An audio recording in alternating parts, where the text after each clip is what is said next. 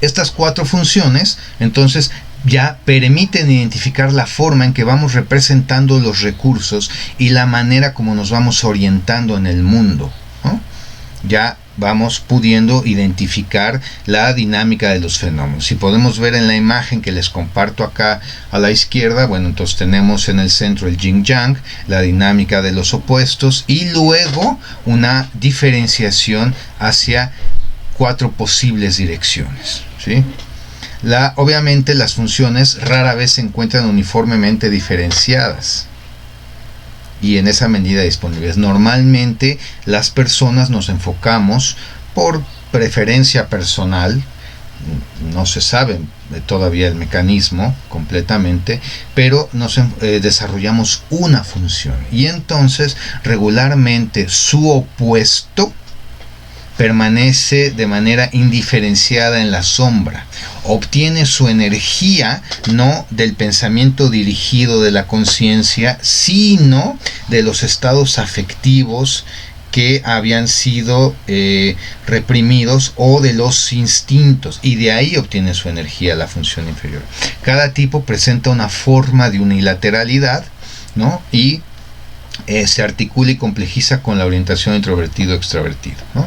Entonces, aquí lo importante es que poco a poco vayamos nosotros desarrollando la conciencia, que si nuestra tipología tiene que ver con un sentimiento extravertido, sepamos que nuestra función inferior será el pensamiento introvertido, y entonces las funciones irracionales serán complementarias.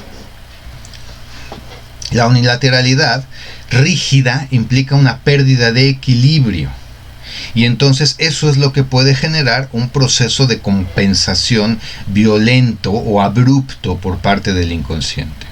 El proceso analítico va a revelar que un introvertido se ve compensado por una orientación extravertida, primitiva o infantil.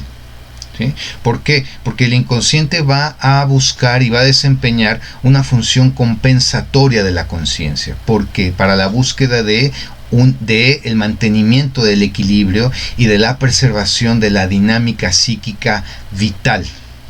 Y entonces nosotros podremos acceder a los contenidos del inconsciente que pretenden la recuperación del estado homeostático a partir de sus manifestaciones, a partir de los sueños, a partir de las fantasías, a partir de los lapsus, a partir de los actos, a partir de todo lo que Freud magistralmente describe en Psicopatología de la Vida Cotidiana, ¿no? La psique se caracteriza por su relatividad. Nuestra psique es relativa, ya que las funciones que permanecen en el inconsciente pueden en distintas circunstancias acceder a la conciencia, y esto es algo muy interesante, y de ahí la importancia también de que nuestra formación humana sea lo más universal posible. Por ejemplo, ahora me estaba yo enterado que varias atletas olímpicos también son grandes académicos con doctorados en ciencias, con doctorados en física cuántica, ¿no?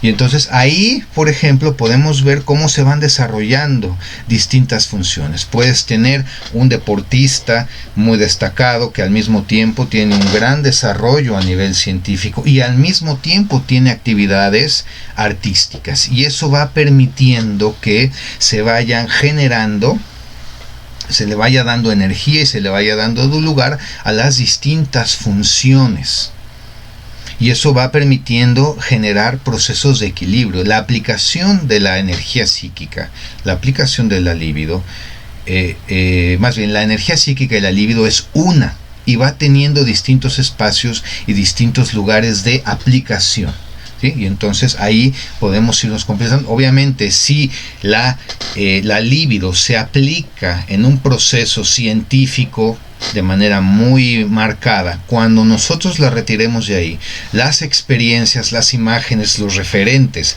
que nosotros introyectemos, cuando nosotros hagamos un proceso de trabajo físico, cuando hagamos un proceso de trabajo artístico, estas experiencias también se van a volcar ahí, y entonces se va enriqueciendo toda la experiencia.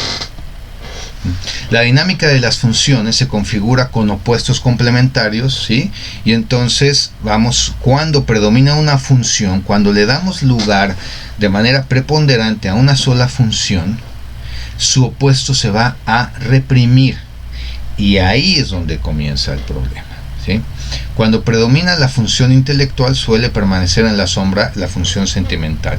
Y cuando predomina la sensación, la intuición suele estar indiferenciada y de manera primitiva, y ahí es donde van emergiendo imágenes que pueden ser grotescas o tortuosas, ¿no? Las funciones que no reciben la energía de la conciencia y el pensamiento dirigido suelen quedar indiferenciadas en el inconsciente, ¿no? Suelen quedar en una unidad difusa, imprecisa y cargada de distintos estados afectivos, ¿no? Cuando una función predomina, entonces ya les comenté, su opuesto queda en la sombra y las otras dos son complementarias.